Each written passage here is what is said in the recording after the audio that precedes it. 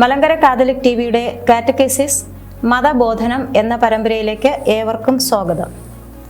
ക്രിസ്തീയ ധാർമ്മികതയെക്കുറിച്ചും 1 മുതൽ 10 വരെയുള്ള കൽപ്പനകളെക്കുറിച്ചുമാണ് കഴിഞ്ഞ എപ്പിസോഡുകളിൽ നാം കണ്ടത്. ഈ എപ്പിസോഡിൽ മനസ്സാക്ഷി എന്നതാണ് നമ്മുടെ വിഷയം. മനസ്സാക്ഷി, കോൺഷ്യൻസ്. മനസ്സാക്ഷിക്ക് അന്ധകരണം, പ്രചോദനം, മനനേന്ദ്രിയം എന്നൊക്കെ മറ്റ് പേരുകളുണ്ട്. ഉള്ളിൽ നിന്നുള്ള അറിവ്, ഉള്ളിൽ നിന്നുള്ള പ്രചോദനം, ഇന്ദ്രിയങ്ങൾക്ക് അതീതമായ ഒരു അറിവ് എന്നൊക്കെ ഉള്ള അർത്ഥത്തിൽ. കോൺസെൻഷ്യ എന്ന ലത്തീൻ പദത്തിൽ നിന്നാണ് കോൺഷ്യൻസ് എന്ന ഇംഗ്ലീഷ് പദം ഉണ്ടായിട്ടുള്ളത്. കോൺഷ്യൻസ്. സിനൈദേസിസ് എന്ന ഗ്രീക്ക് തത്തുല്യമായിട്ടുള്ള ഗ്രീക്ക് പദമാണ് സിനൈദേസിസ്. അതിൻ്റെ അർത്ഥം സഹജ്ഞാനം, ഒരുമിച്ചുള്ള അറിവ്, ദൈവത്തോടുള്ള അറിവ്, മറ്റുള്ളവരോട് ചേർന്നുള്ള അറിവ് എന്നൊക്കെയാണ് അർത്ഥം. ഏതായാലും അവിടെ ഞാൻ മാത്രമായിട്ട് തെറ്റും ശരിയും അറിയുന്നു എന്ന ചിന്തയില്ല. ഒരുമിച്ചാണ് അറിവ് ഉളവാകുന്നത്. ദൈവത്തോടുള്ള അറിവാണ്. ദൈവം അറിയുന്നത് പോലെ അറിയുക എന്ന അവിടെ അർത്ഥമുണ്ട്. നന്മയും തിന്മയും ദൈവം അറിയുന്നത് പോലെ അറിയുന്നു. ദൈവിക നിയമത്തിൻ്റെ വെളിച്ചത്തിൽ മറ്റുള്ളവരോടൊപ്പം ശരിയും തെറ്റും അന്വേഷിച്ച് കണ്ടെത്തുന്നു. ശരി തെറ്റുകളുടെ ഒരു അന്വേഷണം ഉണ്ട് എപ്പോഴും. അത് ദൈവിക നിയമങ്ങളുടെ വെളിച്ചത്തിലും മറ്റുള്ളവരോട് ഒപ്പവുമാണ്, ഒരുമിച്ച് ചേർന്നുള്ള അന്വേഷണമാണ്. വെളിപാടിനെ അടിസ്ഥാനമാക്കി ശരിയും തെറ്റും കണ്ടെത്തലാണത്. അപ്പോൾ മനസ്സാക്ഷിയുടെ ഒരു അന്വേഷണമുണ്ട്. ഞാൻ ഒറ്റയ്ക്കല്ല, വെളിപാടിൻ്റെ വെളിച്ചത്തിൽ, ദൈവിക നിയമത്തിൻ്റെ വെളിച്ചത്തിൽ മറ്റുള്ളവരോട് ചേർന്ന് ഉള്ള ഒരു അന്വേഷണം. അതുകൊണ്ടാണ് സഹജ്ഞാനം എന്ന് പറയുന്നത്. ധാർമ്മികതയുടെ വ്യക്തിനിഷ്ഠമായ മാനദണ്ഡമാണ് മനസ്സാക്ഷി. വസ്തുനിഷ്ഠമായിട്ട് ധാർമ്മിക നിയമങ്ങളുണ്ട്, അളവുകോലുകളുണ്ട്. അതിനെ സബ്ജക്റ്റീവ് ആകുമ്പോൾ, വ്യക്തിനിഷ്ഠമാകുമ്പോൾ അതിനെ മനസ്സാക്ഷിയാണ് അതിനെ വ്യക്തിനിഷ്ഠമാക്കുന്നത്. എക്സാമ്പിൾ, കൊല്ലരുത് എന്നൊരു ധാർമ്മിക നിയമമുണ്ട്. അത് വസ്തുനിഷ്ഠമാണ്, അബ്സ്ട്രാക്റ്റ് ആണ്. അങ്ങനെ ഒരു നിയമമുണ്ട്, അത് പ്രായോഗികമാകുന്നില്ല. നിയമം നിലവിലുണ്ടെന്ന്. അതെപ്പോഴാണ് വ്യക്തിനിഷ്ഠമാകുന്നത്? ഒരാളെ കൊല്ലാൻ തുടങ്ങുമ്പോൾ അയാളുടെ ഉള്ളിൽ നിന്ന് തന്നെ കൊല്ലരുത് എന്നൊരു സ്വരം ഉയരുകയാണ്. ധാർമ്മിക നിയമം മനസ്സിൽ നിന്ന്, ഉള്ളിൽ നിന്ന് ഉണ്ടാകുന്നു. അതാണ് വ്യക്തിനിഷ്ഠമായ തലം എന്ന് പറയുന്നത്. വ്യക്തിനിഷ്ഠ നിയമമാണ് അവിടെ. ആ പ്രായോഗികമാക്കേണ്ട സമയത്ത് ഉള്ളിൽ നിന്ന് തന്നെ ഈ നിയമം പുറപ്പെടുന്നു. അതാണ് മനസ്സാക്ഷി. വസ്തുനിഷ്ഠമായ കടമകൾ, എല്ലാവർക്കും കുറേ വസ്തുനിഷ്ഠമായ കടമകളുണ്ട്. അതെല്ലാം വ്യക്തിനിഷ്ഠങ്ങളാക്കി അവയെ അനുസരിക്കാൻ കടപ്പെടുത്തുന്നത് മനസ്സാക്ഷിയാണ്. പല കാര്യങ്ങൾ ഉണ്ടായിരിക്കാം, ധാർമ്മിക നിയമങ്ങൾ ഒത്തിരി ഉണ്ട്. അതെല്ലാം ഈ ഉള്ളിൽ ആക്കി സ്വാംശീകരിച്ച് ഉള്ളിൽ നിന്ന് അത് കടപ്പെടുത്തുന്നു മനസ്സാക്ഷി. ചെയ്യണം അല്ലെങ്കിൽ ചെയ്യരുത് എന്ന് കടപ്പെടുത്തുന്നത് മനസ്സാക്ഷിയാണ്. വസ്തുനിഷ്ഠമായ നിയമങ്ങളെ എങ്ങനെയാണ് ഒരാൾ വ്യക്തിനിഷ്ഠം ആക്കുന്നത്? പലതരത്തിലുള്ള പ്രതികരണങ്ങളാണ് വ്യക്തികളിൽ നിന്ന് വസ്തുനിഷ്ഠമായ നിയമങ്ങളോട് ഉണ്ടാകുന്നത്. മാസ്ക് ധരിക്കുക എന്ന പ്രവൃത്തിയെ വെച്ചുകൊണ്ട് നമുക്കത് വിശകലനം ചെയ്യാവുന്നതാണ്. പലതരത്തിൽ പല മനോഭാവങ്ങളോടെ മാസ്ക് ധരിക്കാറുണ്ട് ആളുകൾ. ഒന്നാമത്തേത്, മാസ്ക് ധരിക്കുന്നത് പോലീസ് കാണും അല്ലെങ്കിൽ ഫൈൻ വാങ്ങും എന്നുള്ളത് കൊണ്ട് ഫൈൻ ഒഴിവാക്കാൻ വേണ്ടി, പോലീസിന്റെ ചോദ്യം ഒഴിവാക്കാൻ വേണ്ടി മാസ്ക് ധരിക്കുന്നവരുണ്ട്. അങ്ങനെ ഒരു മനോഭാവം, മാസ്ക് ധരിക്കുക എന്നുള്ള ഒരു കാര്യത്തോട് വ്യക്തി എടുക്കുന്ന സമീപനം അതായിരിക്കാം. മാസ്ക് ധരിക്കാൻ അസൗകര്യം തോന്നുന്നതുകൊണ്ട് ധരിക്കുന്നില്ല. മറ്റുള്ളവർക്ക് ഞാൻ കാരണം അസുഖം വന്നേക്കുമോ എന്ന ചിന്തയുമില്ല. എനിക്ക് മാസ്ക് ധരിക്കുന്നത് അസ്വസ്ഥതയാണ്, അസൗകര്യമാണ്, അതുകൊണ്ട് ഞാൻ മാസ്ക് ധരിക്കാൻ തയ്യാറാകുന്നില്ല. മാസ്ക് ധരിക്കാൻ അസൗകര്യമുള്ളതിനാൽ മാസ്ക് ധരിക്കുന്നതിൽ കാര്യമില്ല എന്ന് പറഞ്ഞ് ആദർശവാനാകുന്നു. ചിലർക്ക് മാസ്ക് ധരിക്കാൻ അസൗകര്യമാണ്, അസ്വസ്ഥതയാണ്, പക്ഷെ കാരണമായിട്ട് പറയുന്നത് അതായിരിക്കുകയില്ല. വേറെ എന്തെങ്കിലും ഒരു ആദർശം പറയും. മാസ്ക് ധരിച്ചിട്ട് കാര്യമില്ല, അതുകൊണ്ട് നമുക്ക് കൊറോണയെ തടയാനൊന്നും സാധിക്കുകയില്ല, അല്ലെങ്കിൽ എനിക്ക് അതിനോട് യോജിപ്പില്ല എന്നൊക്കെ പറഞ്ഞ് മറ്റെന്തെങ്കിലും കാരണങ്ങളായിരിക്കാം പറയുന്നത്. അവിടെ ഒരു സത്യസന്ധത ഇല്ലായ്മയാണ് കാണാൻ സാധിക്കുക. അതിനേക്കാൾ കുറച്ചുകൂടി ഒരു കപട മനോഭാവമായിരിക്കും ലിപ്സ്റ്റിക്ക് കടയുള്ള ഒരാളാണെന്നിരിക്കട്ടെ. മാസ്ക് ധരിച്ചാൽ ആളുടെ കച്ചവടം കുറഞ്ഞു പോകും, ലിപ്സ്റ്റിക് ആരും വാങ്ങത്തില്ല. അതുകൊണ്ട് പറയുകയാണ്, ലിപ്സ്റ്റിക്കാണ് കൊറോണയെ പ്രതിരോധിക്കാൻ ഏറ്റവും പറ്റിയത്, മാസ്കിനേക്കാൾ നല്ലത് ലിപ്സ്റ്റിക്കാണ് എന്ന്. സത്യം അറിയാം, പക്ഷെ അതിന് വിപരീതമായിട്ട് സ്വാർത്ഥമായ ലാഭത്തിന് വേണ്ടി ഉദ്ദേശിച്ചുകൊണ്ട് മനഃപൂർവ്വം ഒരു കപടമായ ഒരു മനസ്സാക്ഷി ഇടനിലപാടാണത്. മനഃപൂർവ്വം അങ്ങനെ പറയുന്നു. മാസ്ക് ധരിക്കാൻ ഇഷ്ടമില്ല എങ്കിലും എല്ലാവരും ധരിക്കുന്നത് കൊണ്ട് ഞാനും ധരിക്കാതിരുന്നാൽ എങ്ങനെയാ? എല്ലാവരും ഗ്രൂപ്പിൽ എല്ലാവരും മാസ്ക് വെക്കുന്നുണ്ട്, അതുകൊണ്ട് ഞാനും ധരിച്ചേക്കാം. അല്ലെങ്കിൽ മറ്റുള്ളവർ എന്ത് വിചാരിക്കും? മറ്റുള്ളവരെ പ്രീതിപ്പെടുത്താൻ വേണ്ടി അല്ലെങ്കിൽ കൂട്ടത്തിൽ ചേരാൻ വേണ്ടി മാത്രമായിട്ട് മാസ്ക് ധരിക്കുന്നു. അങ്ങനെ ഒരു സമീപനം ഉണ്ടാകാം. ചിലരുണ്ട് മാസ്ക് ധരിക്കുന്നവരുടെ കൂട്ടത്തിൽ പോകുമ്പോൾ മാസ്ക് ധരിക്കും, അല്ലാത്തവരുടെ കൂട്ടത്തിൽ മാസ്ക് ധരിക്കത്തില്ല. അപ്പോൾ മാസ്ക് വെക്കുന്നവരുടെ കൂട്ടത്തിൽ മാസ്ക് വെക്കണം, അതിൻ്റെ ആവശ്യകതയെക്കുറിച്ച് സംസാരിക്കുകയും മാസ്ക് ധരിക്കുകയും ചെയ്യും. അത് മാസ്ക് ഉപയോഗിക്കാത്തവരുടെ ഗണത്തിൽ വരുമ്പോൾ മാസ്ക് ഉപയോഗിക്കേണ്ട ആവശ്യമില്ല, അത് ഞാനും അങ്ങനെ നിലപാടുള്ള ആളാണെന്ന് രണ്ടിടത്തും കൂടി നിൽക്കുന്ന മനസ്സാക്ഷിയുണ്ട്. വേറൊരു കൂട്ടരുണ്ട് മാസ്ക് ധരിക്കുന്നതിൻ്റെ നന്മയും രണ്ട് വശങ്ങൾ, നന്മയും തിന്മയും ഒക്കെ മനസ്സിലാക്കും. വ്യക്തിപരമായിട്ട് ചിലപ്പോൾ മാസ്ക് വെക്കുന്നത് അസ്വസ്ഥതയായിരിക്കാം, അസൗകര്യമായിരിക്കാം. എങ്കിലും പൊതു നന്മയ്ക്ക് വേണ്ടി മറ്റുള്ളവരോടുള്ള കരുതലിൻ്റെയും എന്നോടുള്ള കരുതലിൻ്റെയും ഭാഗമാണെന്ന് തിരിച്ചറിഞ്ഞുകൊണ്ട് ബോധപൂർവം ബോധ്യത്തോടുകൂടി മാസ്ക് ധരിക്കുന്നവരുമുണ്ട്. ഈ പോയിന്റുകൾ നമുക്കിവിടെ നിൽക്കട്ടെ, വീണ്ടും നാം ഇതിലേക്ക് തിരിച്ചു വരും. എന്താണ് മനസ്സാക്ഷി? നന്മയെ സ്നേഹിക്കാനും തിന്മയെ ഉപേക്ഷിക്കാനും എപ്പോഴും ആഹ്വാനം ചെയ്യുന്ന ഒരു സ്വരമാണ് മനസ്സാക്ഷി. മനസ്സാക്ഷി എന്ന് പറയുമ്പോൾ നമ്മൾ ചിലരെ കുറിച്ച് പറയും മനസ്സാക്ഷി ഇല്ലാത്ത മനുഷ്യൻ, അല്ലെങ്കിൽ മനസ്സാക്ഷി ഉള്ള ആള്, അങ്ങനെയൊക്കെ നമ്മൾ പറയാറുണ്ട്. സമൂഹത്തിന്റെ മനസ്സാക്ഷി മരവിച്ചു പോയി എന്നൊക്കെ പറയും. അപ്പോൾ മനസ്സാക്ഷി എന്ന് പറയുന്നത് നന്മയെ സ്നേഹിക്കാനും തിന്മയെ ഉപേക്ഷിക്കാനും എപ്പോഴും നമ്മുടെ ഉള്ളിൽ ആഹ്വാനം ചെയ്യുന്ന ഒരു സ്വരമാണ്. എല്ലാവർക്കും അനുഭവിക്കാൻ പറ്റുന്ന ഒരു കാര്യമാണ്. ഉള്ളിലൊരു സ്വരമുണ്ട്. നന്മയോടുള്ള ഒരു സ്നേഹം അല്ലെങ്കിൽ തിന്മയോട് വെറുപ്പ് ഒക്കെ നമുക്ക് ശരി തെറ്റുകൾ വ്യാഖ്യാനിച്ച് തരുന്ന ഒരു ഉള്ളിൽ നിന്നുള്ള ഒരു ശബ്ദം നാം എല്ലാവരും ശ്രവിക്കാറുണ്ട്. എല്ലാവരുടെയും ഉള്ളിൽ അതുണ്ട്.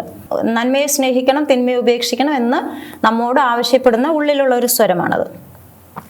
തൻ്റെ മേൽ താൻ ചുമത്താത്തതും എന്നാൽ അനുസരിക്കാൻ തന്നെ നിർബന്ധിക്കുന്നതുമായ നിയമം കാണുന്ന സ്ഥലമെന്ന് സഭ ആധുനിക ലോകത്തിൽ 16-ാമത്തെ പാരഗ്രാഫിൽ പറയുന്നുണ്ട്. തൻ്റെ മേൽ താൻ ചുമത്താത്തതാണ്. അപ്പോൾ എവിടെ നിന്ന് വന്നു ഈ നിയമം? എൻ്റെ ഉള്ളിൽ തന്നെ ഞാനത് കാണുന്നുണ്ട്, പക്ഷെ ഞാനല്ല അത് അവിടെ എഴുതി വെച്ചത്. ശരിയും തെറ്റും എന്ന് എഴുതിയത് ഞാനല്ല, പക്ഷെ ഉള്ളിലുണ്ട്. അതേസമയം അത് കാരണമായി ഞാൻ അറിയാതെ ഉണ്ടായ നിയമമാണ്, അതുകൊണ്ട് അത് അനുസരിക്കാൻ എനിക്ക് സാധിക്കുകയില്ല എന്ന് പറയാനും പറ്റത്തില്ല.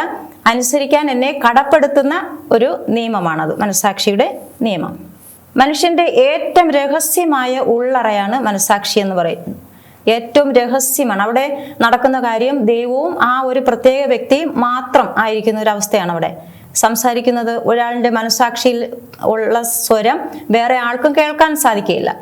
അവിടെ ദൈവം സംസാരിക്കുന്നെങ്കിൽ ദൈവവും ആ വ്യക്തിയും മാത്രമാണ്. അതൊരു രഹസ്യമായിട്ടുള്ള അന്തരാളങ്ങൾ, ആ ഒരു വ്യക്തിയുടെ ആഴത്തിലുള്ള ഒരു അനുഭവമാണത് മനസ്സാക്ഷിയുടെ സ്വരം എന്ന് പറയുന്നത്. അതുകൊണ്ടാണ് മനസ്സാക്ഷിക്ക് വളരെ അന്തസ്സുണ്ട്, അല്ലെങ്കിൽ വളരെ മൂല്യം കൽപ്പിക്കുന്നത്.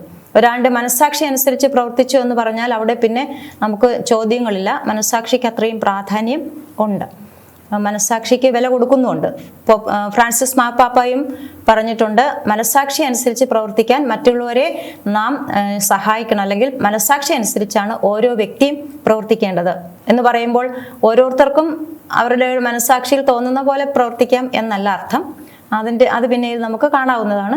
മനുഷ്യന്റെ ഏറ്റവും രഹസ്യം ഏതായാലും മനസ്സാക്ഷി എന്ന് പറയുന്ന ഒരു ദിവ്യമായ സ്ഥലമാണ്. ഏറ്റവും രഹസ്യമായ, ഏറ്റവും പവിത്രമായ ഒരു സ്ഥലമാണ്. മനുഷ്യന്റെ ഉള്ളിലെ ഏറ്റവും പവിത്രമായ ഒരു ഇടമാണ് മനസ്സാക്ഷി. മനുഷ്യന്റെ സ്വാതന്ത്ര്യവും ദൈവത്തിന്റെ നിയമവും തമ്മിൽ ബന്ധപ്പെടുന്ന സ്ഥലമാണ്. മനുഷ്യർ സ്വതന്ത്രരാണ്. ദൈവിക നിയമങ്ങളും അവൻ അറിയുന്നു. അവന്റെ സ്വാതന്ത്ര്യം ഉപയോഗിച്ച് അത് അവിടെ വിശകലനം ചെയ്യപ്പെടുകയും സ്വാതന്ത്ര്യത്തോടെ പ്രവർത്തിക്കാനുള്ള ഒരു പ്രേരണ അവിടെ ഉണ്ടാവുകയും ചെയ്യുന്നു മനസ്സാക്ഷി. മനുഷ്യന്റെ സാക്ഷി എന്ന് മനസ്സാക്ഷിയെ പറയാം. അതായത് നമ്മുടെ ഉള്ളിൽ തന്നെയുള്ള ഒരു സാക്ഷിയാണ്. നാം ഒരു കാര്യം ചെയ്യുമ്പോൾ, ഒരു പ്രവൃത്തി ചെയ്യുമ്പോൾ അതിന് പുറത്തു നിന്നൊരു സാക്ഷി ഉണ്ടാകാം, പുറത്തു നിന്ന് സാക്ഷികൾ ഉണ്ടാകാം, സാക്ഷി ഉണ്ടാകാം. പക്ഷെ ആരുമില്ലാത്ത സമയത്ത് നാം ഒരു പ്രവൃത്തി ചെയ്താലും അതിനൊരു സാക്ഷിയുണ്ട്. നമ്മുടെ ഉള്ളിൽ തന്നെ ഒരു സാക്ഷിയുണ്ട്. ആ സാക്ഷി നമ്മെ കുറ്റപ്പെടുത്തുകയോ നമ്മെ അംഗീകരിക്കുകയോ ചെയ്യാം. ആരും കാണാതെയാണ് നാം ഒരു തെറ്റായ കാര്യം ചെയ്തതെങ്കിലും ഈ സാക്ഷി കണ്ടെങ്കിൽ അത് നമ്മെ നിരന്തരം കുറ്റപ്പെടുത്തിക്കൊണ്ടിരിക്കും, ഓർമ്മിപ്പിച്ചുകൊണ്ടിരിക്കും. അതുകൊണ്ട് വേറെ ഒരു ശിക്ഷയും നമുക്ക് കിട്ടിയില്ലെങ്കിലും, വേറെ ആരും അറിഞ്ഞില്ലെങ്കിലും ഈ സാക്ഷി നമുക്കെതിരെ സാക്ഷ്യം പറഞ്ഞുകൊണ്ടേയിരിക്കും. അപ്പോൾ ഈ ഉള്ളിലുള്ള ഈ സാക്ഷി നമ്മെ അംഗീകരിച്ചാൽ അതാണ് ഏറ്റവും വലിയ സൗഭാഗ്യമെന്ന് വിശുദ്ധ പൗലോസ്ലീഹ നമ്മെ ഓർമ്മിപ്പിക്കുന്നുണ്ട്. എൻ്റെ ഉള്ളിൽ നിന്ന് എൻ്റെ മനസ്സാക്ഷി എന്നെ ഒരിക്കലും കുറ്റപ്പെടുത്തുന്നില്ല, എന്നെ വിധിക്കുന്നില്ല എങ്കിൽ അതാണ് സമാധാനപൂർണമായ ഒരു ജീവിതം. മനുഷ്യൻ്റെ ഏറ്റവും ശ്രേഷ്ഠമായ ഒരു അവസ്ഥയാണത്. തൻ്റെ മൂല്യങ്ങളുടെയും ആദർശങ്ങളുടെയും വെളിച്ചത്തിൽ ചിന്തിക്കാനും പ്രതികരിക്കാനും പ്രവർത്തിക്കാനും മനുഷ്യനെ സജ്ജമാക്കുന്ന മാനസിക ആത്മീയ കഴിവാണ് മനസ്സാക്ഷി. അപ്പോൾ മനുഷ്യന്റെ തന്നെ ഒരു കഴിവാണ് അത്. മനസ്സും ആത്മാവും എല്ലാം കൂടി എല്ലാ ഫാക്കൽറ്റീസും ഉൾപ്പെടുന്ന ഒരു കഴിവാണ്. പക്ഷേ അത് എന്തിനാണ് സഹായിക്കുന്നതെന്ന് വെച്ചാൽ ഞാൻ എൻ്റെ മൂല്യങ്ങൾ അനുസരിച്ച്, എൻ്റെ ആദർശങ്ങൾ അനുസരിച്ച് ചിന്തിക്കാനും പ്രവർത്തിക്കാനും പ്രതികരിക്കാനും ഒക്കെ എന്നെ പ്രാപ്തമാക്കുന്നത് ഈ മനസ്സാക്ഷിയാണ്. ഒരു വ്യക്തിയെ അങ്ങനെ ചിന്തിക്കാനും പ്രവർത്തിക്കാനും ആദർശങ്ങൾക്ക് ചേർന്ന്, മൂല്യങ്ങൾക്ക് ചേർന്ന് ചിന്തിക്കാനൊക്കെ പ്രേരണ നൽകുന്നത് മനസ്സാക്ഷിയാണ്. മനസ്സാക്ഷി എന്ന് പറയുന്നത് ഒരു വിധി തീർപ്പാണ്, ഒരു ജഡ്ജ്മെന്റ് അവിടെയുണ്ട്, ഒരു വിധി തീർപ്പാണ് മനസ്സാക്ഷി. 3 തരത്തിൽ മനസ്സാക്ഷി വിധി പറയാറുണ്ട്. 3 തരത്തിൽ. ആന്റിസിഡന്റ് കോൺഷ്യൻസ് എന്ന് പറയും, മുൻകാല മനസ്സാക്ഷി.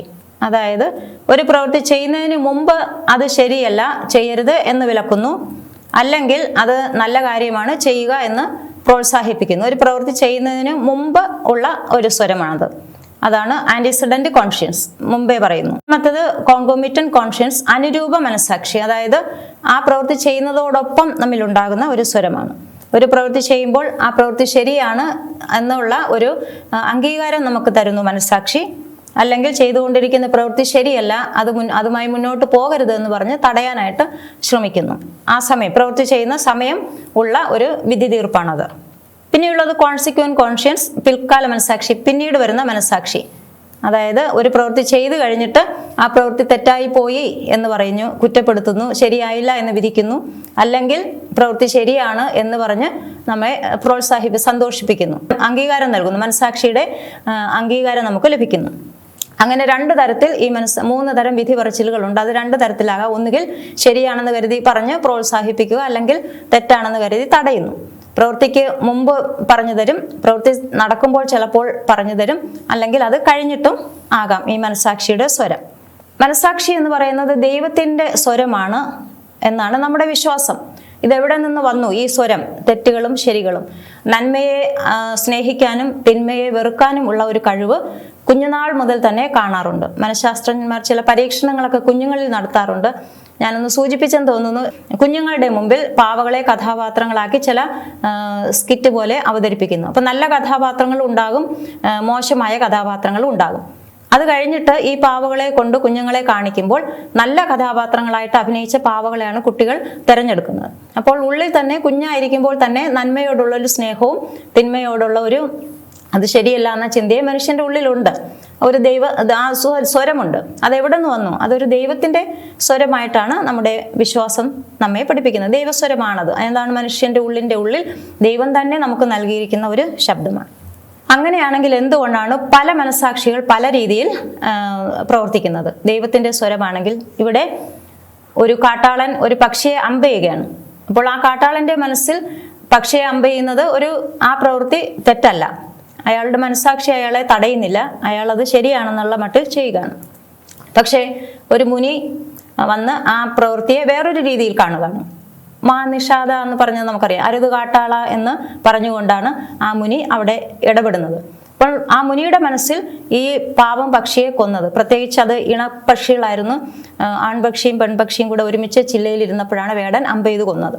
അപ്പോൾ ആ പ്രവൃത്തിയെ മുനി വിധിക്കുന്നത് ശരിയായ പ്രവൃത്തിയായിട്ടല്ല, തെറ്റാണെന്ന് മനസ്സാക്ഷിയിൽ നിന്ന് പറയുവാണ്. നീ ചെയ്തത് ശരിയായില്ല. അപ്പോൾ ഒരേ പ്രവൃത്തിയാണ്, ഒരാളിൻ്റെ മനസ്സിൽ അത് ശരിയാണ്, വേറൊരാളുടെ മനസ്സിൽ അത് തെറ്റാണ്.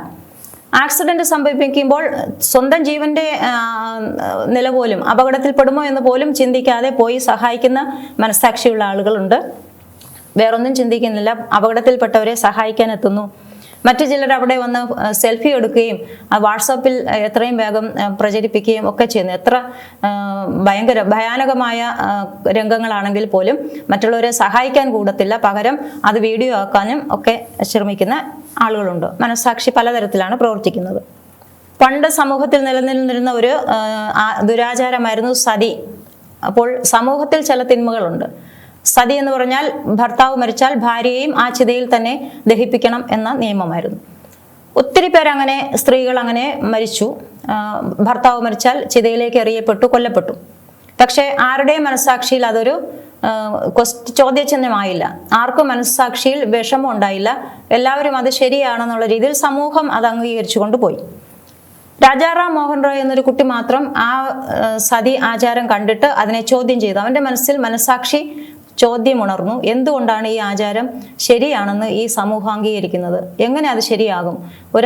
ഒരാൾ മരിച്ചെന്ന് കരുതി വേറൊരാളെയും കൂടി ചിതയിലേക്ക് എറിഞ്ഞു കൊല്ലുന്നത് എങ്ങനെ ശരിയാകും എന്ന് ചിന്തിക്കാനായിട്ട് തുടങ്ങി. അപ്പോൾ ആ കുട്ടിയുടെ മനസ്സാക്ഷി ഉണർന്ന് പ്രവർത്തിച്ച് വേറെ ഒരു രീതിയിൽ സമൂഹത്തിൻ്റെ മനസ്സാക്ഷിയിൽ നിന്ന് വ്യത്യസ്തമായിട്ട്. അപ്പോൾ ചില അവസരങ്ങളിൽ അങ്ങനെയുണ്ട്. സമൂഹത്തിന് മുഴുവൻ ശരിയെന്ന് തോന്നുന്ന കാര്യങ്ങൾ വേറൊരു വ്യക്തിക്ക് തെറ്റായിട്ട് തോന്നാം.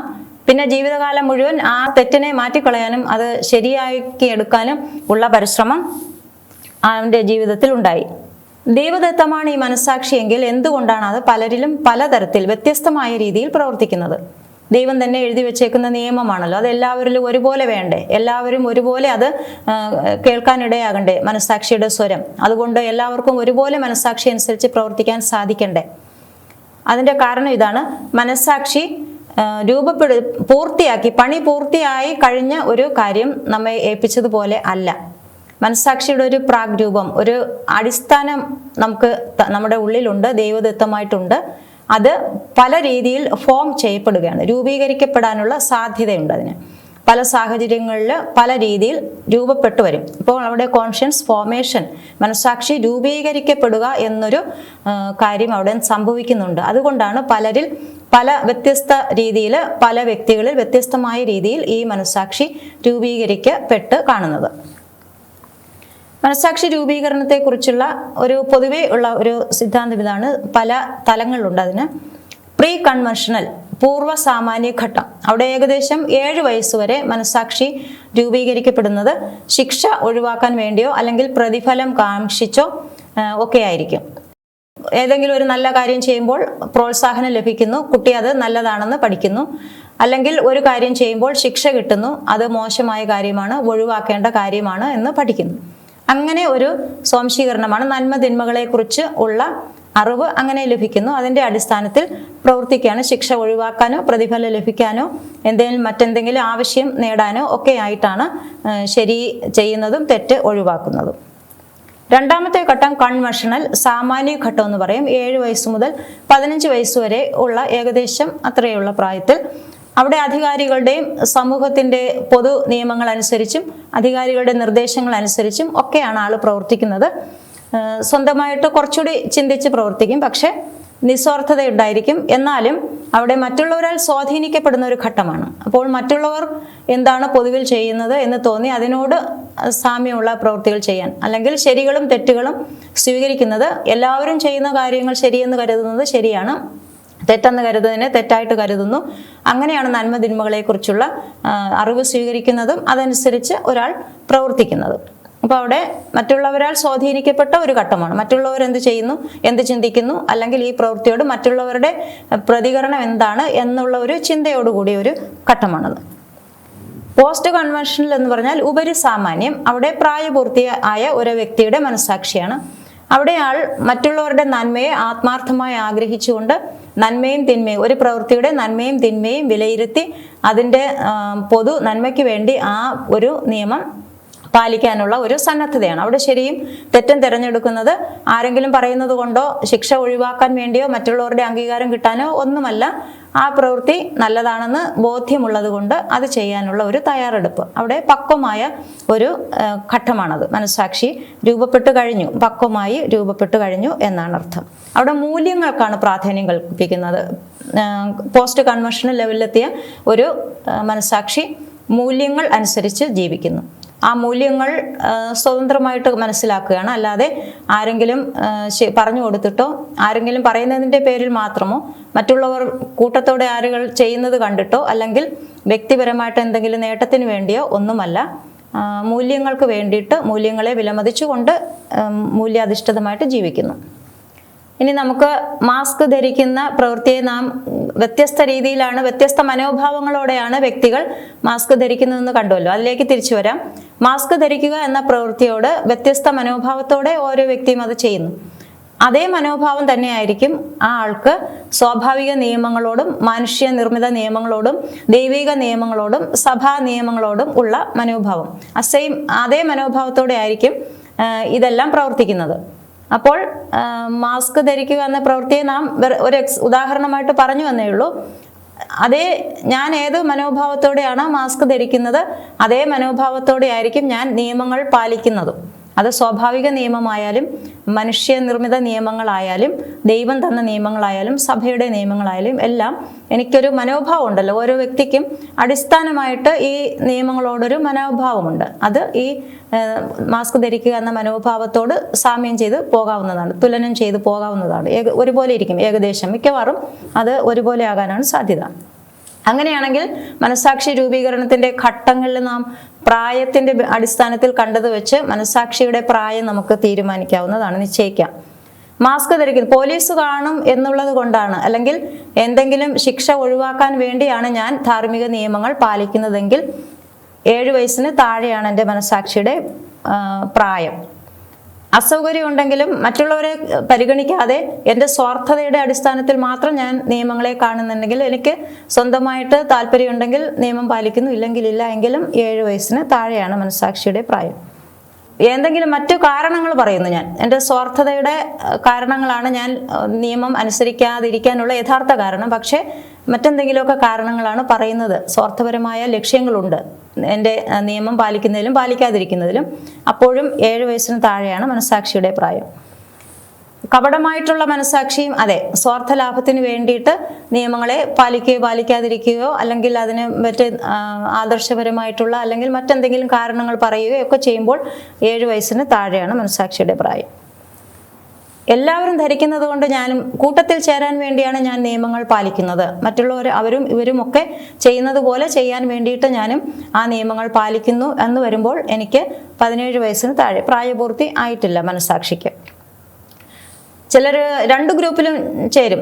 നിയമങ്ങളൊക്കെ പാലിക്കുന്ന സ്ഥലത്ത് പോകുമ്പോൾ ഞാനും നിയമം പാലിക്കുന്നു, നിയമങ്ങൾ പാലിക്കാത്തവരുടെ കൂട്ടത്തിൽ ഞാനും പാലിക്കുന്നില്ല. അപ്പോൾ കൂട്ടത്തിലുള്ളവരുടെ അംഗീകാരവും പ്രീതിയും നേടാനുള്ള ഒരു ആഗ്രഹത്തോടു കൂടി നിയമങ്ങൾ പാലിക്കുമ്പോൾ മറ്റുള്ളവരെ കാണിക്കാൻ വേണ്ടിയിട്ട് അല്ലെങ്കിൽ മറ്റുള്ളവരുടെ അപ്രീസിയേഷൻ, അംഗീകാരം കിട്ടുക എന്ന ലക്ഷ്യത്തോടെ ഒക്കെ നിയമങ്ങൾ പാലിക്കുമ്പോൾ 8നും 17നും ഒക്കെ വയസ്സിന് ഇടയ്ക്കാണ് എൻ്റെ മനസ്സാക്ഷിയുടെ പ്രായം.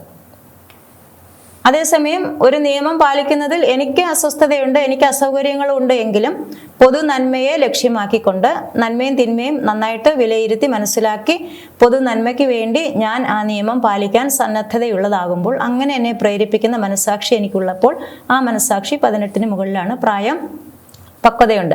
അപ്പോൾ എൻ്റെ ശരീരത്തിൻ്റെ പ്രായം, എൻ്റെ വയസ്സിനനുസരിച്ചുള്ള മനസ്സാക്ഷിയും വളരുകയും ആ പ്രായവും മനസ്സാക്ഷിയുടെ പ്രായവും ഒരുപോലെ പക്വതയിലേക്ക് വളരുകയും ചെയ്യുന്നു എന്നാണ് അവിടെ അർത്ഥം. മനസ്സാക്ഷി രൂപീകരണത്തെ സ്വാധീനിക്കുന്ന ഘടകങ്ങൾ പാരമ്പര്യം, ഗർഭാവസ്ഥയിലുള്ള സാഹചര്യങ്ങൾ, കുടുംബം, കൂട്ടുകാർ, വിദ്യാഭ്യാസം, മതം, സമൂഹം, ഇവയൊക്കെയാണ് രൂപീകരണത്തിൽ സ്വാധീനിക്കുന്ന ഘടകങ്ങൾ. അപ്പോൾ ഈ വ്യത്യസ്തമായ മനസ്സാക്ഷികൾ ഉണ്ടായി വരുവാൻ സ്വാധീനം ചെലുത്തുന്ന ഘടകങ്ങൾ ഇതൊക്കെയാണ്. അങ്ങനെ പലതരം മനസ്സാക്ഷികൾ ഉണ്ടാകാറുണ്ട്. ഈ സ്വാധീനങ്ങളുടെ എല്ലാം അടിസ്ഥാനത്തിൽ എത്രമാത്രം ഒരാൾ ഈ കാര്യങ്ങളാൽ സ്വാധീനിക്കപ്പെട്ടു, അത് സ്വാധീനിക്കപ്പെട്ടത് ശരിയാണോ തെറ്റാണോ എന്നതിൻ്റെയൊക്കെ അടിസ്ഥാനത്തിൽ ആണ് മനസ്സാക്ഷി പലതരത്തിൽ രൂപപ്പെടുന്നത്. ഒന്നാമത്തേത് പാപകരമായ മനസ്സാക്ഷി, ഫോൾസ് കോൺഷ്യൻസ്. താൻ ചെയ്യുന്നത് തെറ്റാണെന്ന് അറിഞ്ഞിട്ടും അത് ചെയ്യുന്ന വ്യക്തിയുടെ മനസ്സാക്ഷിയാണ് പാപകരമായ മനസ്സാക്ഷി. മോഷണം തെറ്റാണെന്നറിയാം, പക്ഷേ മോഷ്ടിക്കുമ്പോൾ മനസ്സാക്ഷി അതിനെ സപ്പോർട്ട് ചെയ്യാം, പാപത്തെ പാപമായിട്ട് പറയുന്നില്ല, അത് ഓക്കെ ആണെന്നുള്ള മട്ടിൽ പോകുന്നു. അല്ലെങ്കിൽ കോവിഡ് ആണ് പക്ഷേ മാസ്ക് ധരിക്കുന്നില്ല, പക്ഷേ ആൾക്ക് കുറ്റബോധമില്ല, തെറ്റാണെന്നുള്ള ചിന്തയില്ലാതെ പോകുന്നു. പാപകരമായ മനസ്സാക്ഷി. കുറ്റകരമായ മനസ്സാക്ഷി, കൾപ്പബിൾ കോൺഷ്യൻസ്. അറിയേണ്ട കാര്യങ്ങൾ അറിയാൻ സാഹചര്യം ഉണ്ടായിട്ടും അതറിയാൻ ശ്രമിക്കാതെ തെറ്റ് വരുത്തുന്ന മനസ്സാക്ഷിയാണ്. അപ്പോൾ മാസ്ക് ധരിക്കുന്നതിനെ കുറിച്ചും കൈ കഴുകുന്നതിനെ കുറിച്ചും ഡിസ്റ്റൻസ് കീപ്പ് ചെയ്യുന്നതിനെ കുറിച്ചും എല്ലാം ഉള്ള അറിയിപ്പുകൾ ഒരുപാടുണ്ടായെങ്കിലും അതൊന്നും അറിയാൻ ശ്രദ്ധിക്കാതെ വീണ്ടും തെറ്റുകൾ ചെയ്യുന്ന ഒരു മനസ്സാക്ഷി. അല്ലെങ്കിൽ ഏതെങ്കിലും ഒരു കാര്യം, ഒരു നഴ്സാണ്, ഫസ്റ്റ് എയ്ഡ് കൊടുക്കേണ്ട കാര്യങ്ങളെക്കുറിച്ചൊക്കെ കൃത്യമായിട്ട് അറിയേണ്ട ആളാണ്, പക്ഷെ അതൊന്നും അറിയാൻ ശ്രമിക്കാതെ ഫസ്റ്റ് എയ്ഡ് കൊടുക്കുമ്പോൾ അബദ്ധം പറ്റുന്നു, എന്തെങ്കിലും അപകടം മറ്റുള്ളവർക്ക് ഉണ്ടാക്കുന്നു. അവിടെ കുറ്റകരമായ മനസ്സാക്ഷിയാണത്, കൾപ്പബിൾ കോൺഷ്യൻസ്. ചഞ്ചല മനസ്സാക്ഷിയുണ്ട്, പെർപ്ലക്സ്ഡ് കോൺഷ്യൻസ്. ഒരു കാര്യത്തിൻ്റെ രണ്ട് വശവും അറിയാം, പക്ഷെ ഏതാണ് ശരി ഏതാണ് തെറ്റ് എന്ന് എപ്പോഴും ഒരു ചഞ്ചലിച്ച അവസ്ഥയാണ്. അങ്ങോട്ട് തീരുമാനം എടുക്കാനുള്ള ഒരു കഴിവില്ലായ്മ, ആത്മവിശ്വാസക്കുറവ് അവിടെയുണ്ട്.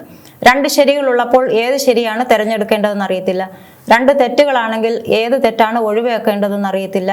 ഒരു കൺഫ്യൂഷൻ ഉണ്ടാകുന്ന അവസ്ഥ, പെർപ്ലക്സ്ഡ് ആകുന്ന അവസ്ഥ. അപ്പോൾ അങ്ങനെയുള്ളപ്പോൾ ഒരു പൊതുവായ നിയമം ഇതാണ്: രണ്ട് നന്മകൾ തിരഞ്ഞെടുക്കേണ്ടി വരുമ്പോൾ ഏറ്റവും വലിയ നന്മ തിരഞ്ഞെടുക്കുക, രണ്ട് തിന്മകൾ തിരഞ്ഞെടുക്കേണ്ടി വരുമ്പോൾ തിന്മകളിൽ നിന്ന് തിരഞ്ഞെടുക്കേണ്ടി വരുമ്പോൾ ഏറ്റവും ചെറിയ തിന്മ തിരഞ്ഞെടുക്കുക.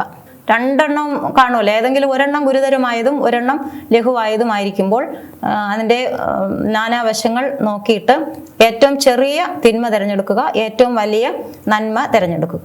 ഇപ്പോൾ ഞായറാഴ്ച കുർബാനയ്ക്ക് പോകാൻ ഇറങ്ങിയപ്പോഴാണ് കൊച്ചിന് അസുഖം വന്നു. ഹോസ്പിറ്റലിൽ കൊണ്ടുപോകണം, ആശുപത്രിയിലേക്ക് പോകണമോ അതോ വിശുദ്ധ കുർബാനയ്ക്ക് പോകണമോ എന്ന് അറിയത്തില്ല, പെർപ്ലക്സ്ഡാണ്. പെട്ടെന്ന് ഒരു തീരുമാനം എടുക്കാനായിട്ട് വിഷമം അനുഭവപ്പെടുകയാണ്. അപ്പോൾ എന്താ ചെയ്യേണ്ടത്? അവിടെ നാം രണ്ട് നന്മകളിൽ ഏതാണ് ഞാൻ തിരഞ്ഞെടുക്കേണ്ടതെന്ന് ചിന്തിക്കുന്നു. അപ്പോൾ ഞായറാഴ്ച വിശുദ്ധ കുർബാനയ്ക്ക് പോകണം എന്നുള്ളതും കൽപ്പനയാണ്. അത് കൽപ്പന അനുസരിക്കേണ്ടതിൻ്റെ ഭാഗമായിട്ടാണ് ഞായറാഴ്ച വിശുദ്ധ കുർബാനയ്ക്ക് സമ്മതിക്കണം. കുഞ്ഞിൻ്റെ ആരോഗ്യം വേറൊരു മൂല്യമാണ്, കുഞ്ഞിൻ്റെ ജീവൻ വേറൊരു മൂല്യമാണ്. അവിടെ ഏതാണ് വലിയ നന്മ? വിശുദ്ധ കുർബാനയ്ക്ക് പോകാൻ തുടങ്ങുന്നതാണോ അതോ കുഞ്ഞിൻ്റെ ജീവൻ രക്ഷിക്കാൻ വേണ്ടിയിട്ട് പുറപ്പെടുന്നതാണോ? ഏതാണ് ഏറ്റവും വലിയ നന്മ? നമുക്ക് അറിയാം, ജീവൻ ഏറ്റവും വലിയ മൂല്യമാണ്. അതുകൊണ്ട് അത് രക്ഷിക്കേണ്ടത് ഏറ്റവും അതിന് സുരക്ഷിതത്വം കൊടുക്കേണ്ടത്, സംരക്ഷണം നൽകേണ്ടത് ഏറ്റവും അത്യാവശ്യമായ കാര്യമാണ്. വിശുദ്ധ കുർബാന നമുക്ക് രാവിലെ പോകാൻ സാധിച്ചില്ലെങ്കിൽ വൈകിട്ടോ അല്ലെങ്കിൽ നമുക്കതിന് വേറൊരു ഓൾട്ടർനേറ്റീവ് വേറൊരു സമയം കണ്ടെത്താനൊക്കെ സാധിക്കുന്ന ഒരു കാര്യമാണ്. അപ്പോൾ അതെല്ലാം നോക്കിയിട്ട് ഏറ്റവും വലിയ നന്മ തിരഞ്ഞെടുക്കുന്നു, ജീവൻ രക്ഷിക്കുക എന്നുള്ള വലിയ നന്മ തിരഞ്ഞെടുക്കുക.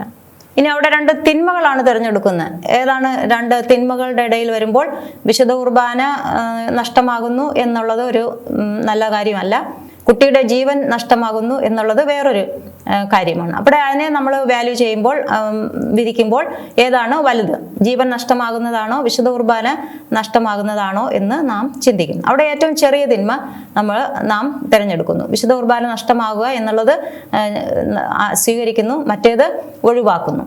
അപ്പോൾ രണ്ട് ശരികൾക്കിടയിലോ രണ്ട് തെറ്റുകൾക്കിടയിലോ ഒരു പെർപ്ലക്സ്ഡ് ആകുന്ന അവസ്ഥ, ചാഞ്ചല്യം വരുന്ന അവസ്ഥയാണ് ചഞ്ചല മനസാക്ഷി എന്ന് പറയുന്നത്. ചിലപ്പോൾ ഇങ്ങനെയുള്ളവർക്ക് നമ്മുടെ ഉപദേശവും നിർദ്ദേശവും മറ്റുള്ളവരുടെ സഹായവും ഒക്കെ ആവശ്യമായിട്ട് വരാം. മൃദുല മനസാക്ഷി, ടെൻഡർ കോൺഷ്യൻസ് ഉള്ള ആളുകളുണ്ട്. ധാർമ്മിക ഉത്തരവാദിത്തത്തിൽ വിശ്വസ്തമായിട്ട് എല്ലാ കാര്യങ്ങളും ചെയ്യാൻ ആഗ്രഹിക്കുന്നു, ഏറ്റവും പെർഫെക്റ്റ് ആയിട്ട് എല്ലാം ചെയ്യണമെന്ന് ആഗ്രഹമുണ്ട്. പക്ഷേ ചില സമയം അറിവില്ലായ്മ കൊണ്ട് എന്തെങ്കിലുമൊക്കെ ഒരു തീർച്ചയില്ലായ്മ സംഭവിച്ചു പോകുമോ എന്നുള്ള ഒരു ഉത്കണ്ഠയും ആശങ്കയും ഒക്കെ കാരണം വിഷമം അനുഭവിക്കാൻ സാധ്യതയുണ്ട്. കാരണം ഒരിക്കലും ആരെയും നോവിക്കരുത്, എല്ലാം നന്നായി ചെയ്യണം, ശരിയായ കാര്യങ്ങൾ മാത്രമേ ചെയ്യാവൂ എന്നുള്ള ചിന്ത കാരണം ചിലപ്പോൾ ഇച്ചിരി കൂടുതൽ ആകുലതയും ആകാംക്ഷയും ഉത്കണ്ഠയും ഒക്കെ വന്നെന്നിരിക്കാം. അങ്ങനെയുള്ളവർക്കും ചിലപ്പോൾ മറ്റുള്ളവരുടെ സഹായം ആവശ്യമായി വരാം, ആശ്വസിപ്പിക്കേണ്ടി വന്നേക്കാം, അല്ലെങ്കിൽ ധൈര്യപ്പെടുത്താൻ ഒരു ആൾ ചിലപ്പോൾ ആവശ്യമായിട്ട് വന്നേക്കാം. സംശയ മനസാക്ഷി, സ്ക്രൂപ്ലസ് കോൺഷ്യൻസ്, തെറ്റില്ലാത്തടത്തും തെറ്റ് കാണുന്ന മനസാക്ഷിയാണ്. എപ്പോഴും ഒരു പാപം ചെയ്തു എന്ന് തോന്നി, അല്ലെങ്കിൽ അത് കുമ്പസാരത്തിൽ ഏറ്റു പറഞ്ഞു എന്നാലും മോചിച്ചില്ലല്ലോ, വീണ്ടും അത് പറയണമോ എന്നുള്ള ചിന്ത, ആകാംക്ഷയും ഉത്കണ്ഠയും ഒക്കെയുണ്ട്. വെള്ളിയാഴ്ചയാണെന്ന് ഓർക്കാതെ മാംസം കഴിച്ചു, അത് വലിയ തെറ്റായി പോയി എന്നുള്ള സംശയം. അത് കുഴപ്പമില്ല, ഓർക്കാതെയല്ലേ ചെയ്തത് എന്നൊക്കെ ആശ്വസിപ്പിച്ചാലും വീണ്ടും വീണ്ടും സംശയമാണ്, അത് വലിയ പാവമായി പോയി എന്നുള്ള ചിന്ത. അപ്പോൾ കൈ കഴുകണം, 20 സെക്കൻഡ് നന്നായി സോപ്പിട്ട് കഴുകിയോ, സംശയം, വീണ്ടും കഴുകും. അങ്ങനെ തെറ്റ് ഇല്ലാത്ത സ്ഥലത്തും തെറ്റ് കാണുന്ന ഒരു സീരിയസ് ആയിട്ടുള്ള കാര്യം അല്ലെങ്കിലും സീരിയസ് ആയിട്ട് എടുക്കുന്ന ഒരവസ്ഥയാണത്.